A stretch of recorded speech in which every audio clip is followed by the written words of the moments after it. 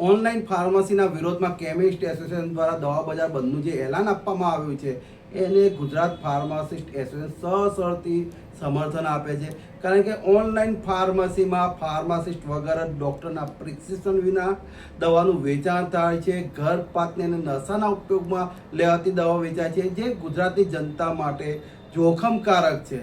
પરંતુ બીજી બાજુ એ જ કેમિસ્ટ એસોસિએશનના સભ્યો ફાર્માસિસ્ટના ભાડાના લાયસન્સ ઉપર ગેરકાયદેસર મેડિકલ સ્ટોર્સ ચલાવી રહ્યા છે, એનો પણ અમે વિરોધ કરીએ છીએ. અને કેમિસ્ટ એસોસિએશન કહેવા માગીએ છીએ કે વિરોધ કરવામાં બેવડા માપદંડનો ત્યાગ કરે અને ઓનલાઈન ફાર્મસીની સાથે સાથે ફાર્માસિસ્ટના ભાડાના લાયસન્સ ઉપર ચાલતા ગેરકાયદેસર મેડિકલ સ્ટોર્સ વિરુદ્ધ પણ બંધનું એલાન આપે અને જેથી ગુજરાતની જનતાને સારું આરોગ્ય મળી રહે.